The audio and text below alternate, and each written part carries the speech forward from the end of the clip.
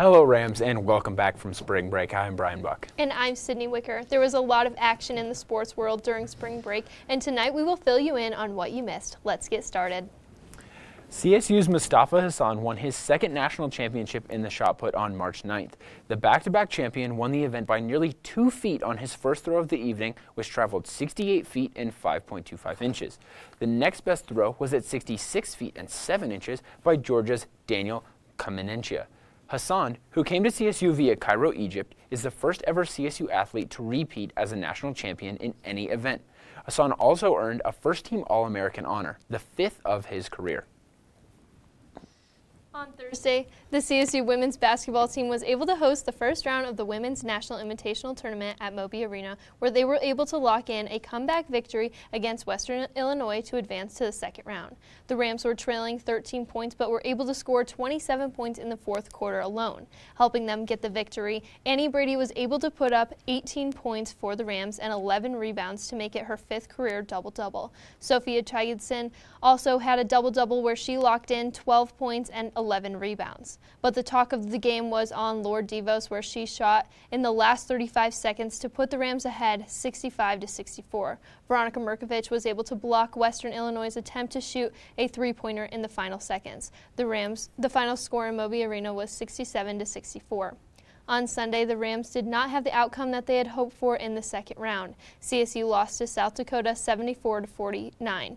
Despite the season for the Rams coming to an end, Hannah Traverti ended her final career game scoring 21 points. CSU only had one lead in the first few minutes of the first quarter. The women finished their season 21-12, and that made it their 5th consecutive season having 20 or more victories for the year.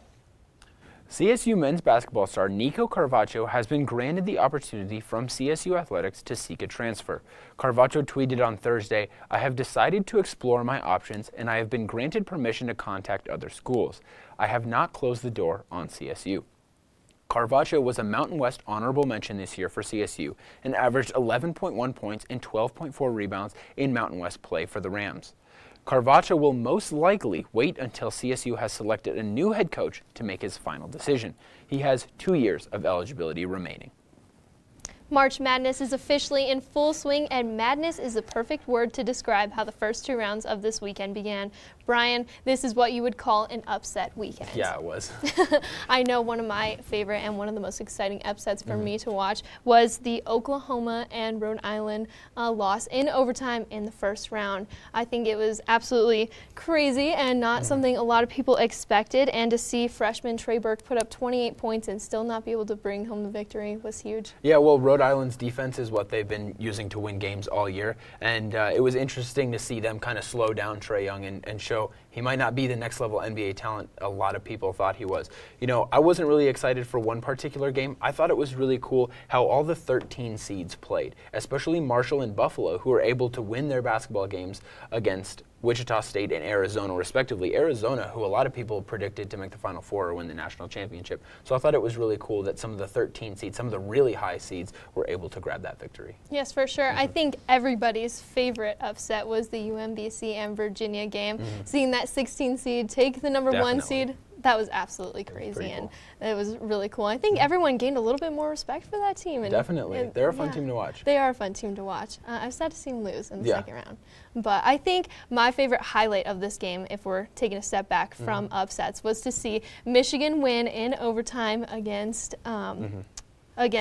Houston, where they had the game-winning three-pointer, which was huge to see from freshman Jordan Pooley. So that was just awesome to watch and super exciting. And Michigan's my team, so I mean, it was nice to see him get that last final 3-second victory. Yeah, it was really cool because he's not only a player who made a clutch shot for them, but he's not a guy who's been a huge impact performer for them. And to see him get a really good shot in a situation where you wouldn't expect him to be the guy there was really cool. My necessary highlight that I liked the best wasn't a specific moment. It was actually 2. I really liked how Loyola was able to win not just 1 game as the high seed, but 2. They beat Miami in the first round, and then they ended up beating Tennessee as well. They didn't have necessarily a highlight shot or a buzzer beater, but they made shots in the final 5 seconds in both games that allowed them to advance to the next round. And usually we see these high seeds win one game and, oh, that's cool, that's exciting, and then they get beat by another team in the second round. But to win 2 games as a high seed is really impressive, and you got to be happy for those guys. Yes, for sure. I think that was huge for Loyola, and that was really cool to see them step up and be able to take that victory and, like you said, to advance even now into the Sweet 16. Yeah. And speaking of that, I think everybody's brackets were pretty much destroyed after the first round. So I've remade my Sweet 16 bracket. I've had Michigan going all the way since the beginning, but now I'm really locking them in and hoping to see them advance. What are your predictions? Well, I think Michigan's good, but I like them to lose to Texas A&M, honestly. I think they played really good against North Carolina. I have Villanova winning it all. I used to have Virginia, but we all know how that went. Coming from the Mountain West, though, we talk about CSU a lot here. A team they played was Nevada, and I think Nevada's played really well. They've showed they're almost impossible to put away. They had that huge 22-point comeback against Cincinnati. I think they have a really good opportunity to make it to the Final Four. I actually have them playing in the championship game in my remade Sweet 16 bracket. That game, Nevada against Loyola, will be the first game of the Sweet 16, and that game will tip off 5 p.m. Mountain Time on Thursday. That's all we have for basketball. Stick it right here, and we'll be back with football and wrestling.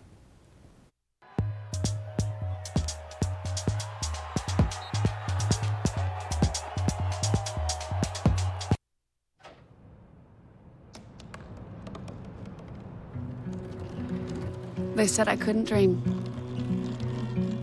Called me a piece of trash and swore that's all I'd ever be.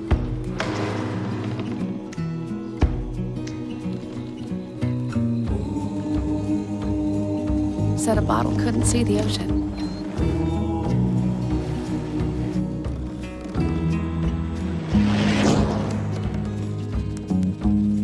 Give up.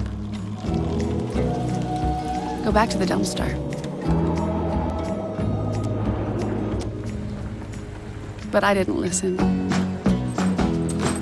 I made my way.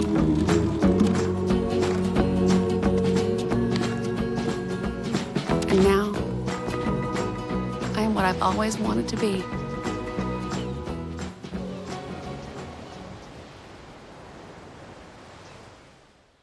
On Friday, the Rams began their conference schedule against Nevada and were able to win 4-3 in a 10-inning game.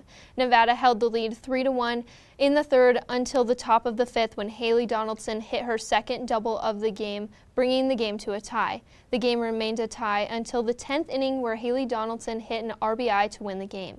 On Saturday, CSU did not have the same luck in the first round of the doubleheader against Nevada. The game started out slow, but in the bottom of the fourth, Karina Gambo hit an RBI double right center to advance Haley Donaldson across home plate, bringing the score 2-0 in favor of the Rams. Shortly after, in the top of the fifth, Nevada answered back by scoring 2 runs and were able to score once again in the top of the sixth. The final score for Friday's game was 4-2. The second game was a different outcome for the Rams, where whether you are Irish or just a CSU Ram fan, this game brought in a lucky victory for the Rams. The Wolfpack started by keeping the Rams off the scoreboard for the 5th inning and was leading the game in the top of the 7th. Junior Amber Nelson hit her first home run of the season and was able to lock in the victory for the Rams 2-0. CSU will travel to take on another Mountain West opponent, Fresno State, for the 3-game series event on Friday.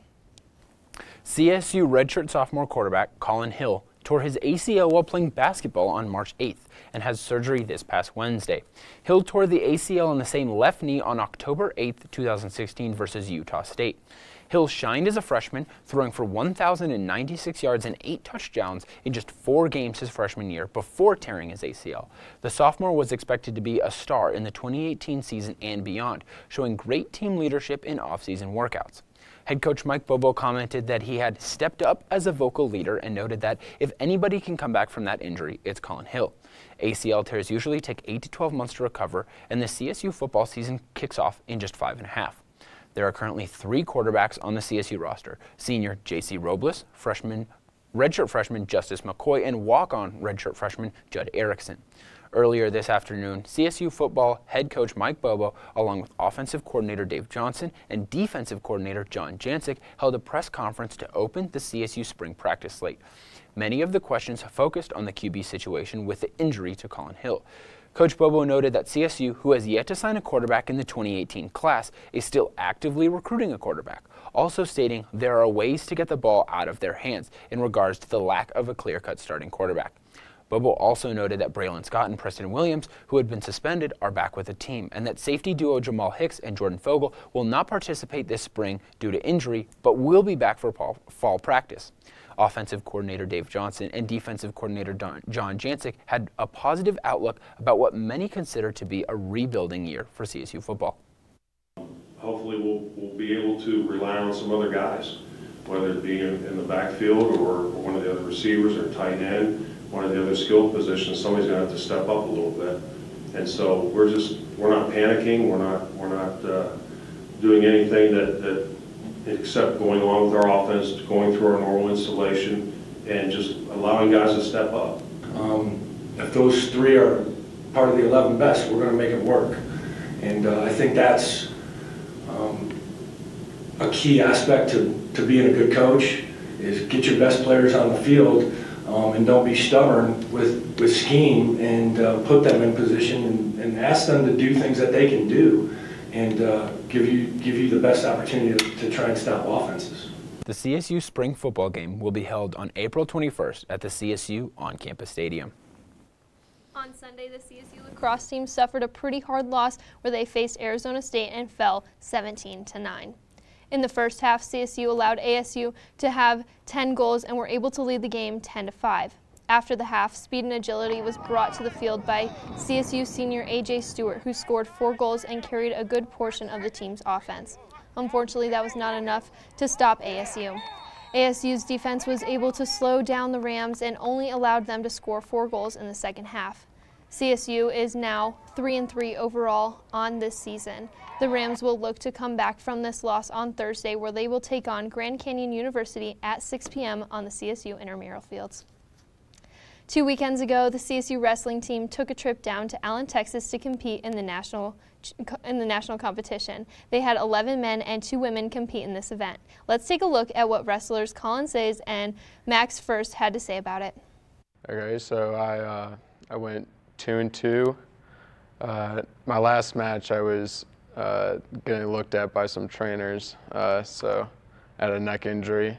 Did not perform quite as well individually. Our team did quite well though. Being a second-time qualifier to nationals it feels good. I think my teammates look up to me because of it. Making it into the second day, I mean, tournament's tough. You face a lot of good wrestlers, so that feels good as well. Strong. I wish I could make it further. I know I can. Just need to perform on that day. Nationals went really well. I went 3-2 overall, and I made it to the blood round and lost, I think, by like 2 or 3 points. So it was a really good tournament for me and for the team. I asked Colin to explain what the blood round was. It's like the round before you get like the All-American status, and like if you place top 8 in college, you get the All-American status or whatever, and you just get recognized. So it's, I don't know, it's a really big accomplishment to get there, especially with like 55 guys in your bracket. So I was a match away. I was really happy with my performance. I also asked Colin to explain how the team did as a whole. We placed 22nd out of how many teams? 79 teams. 22nd out of 79 teams. We were, I think after the first day, or like halfway through the first day, we were like top 3. Yeah, so that was pretty cool. I thought we were going to pull off a third or fourth place, but I was really happy with 22nd. Yeah. The men were able to make it further than they have in the past, but this year the women were the heart of nationals. I am joined by 2 CSU women's wrestlers who did phenomenal at nationals 2 weekends ago. Kendall, Kamele, let's talk about nationals and how that went for you guys.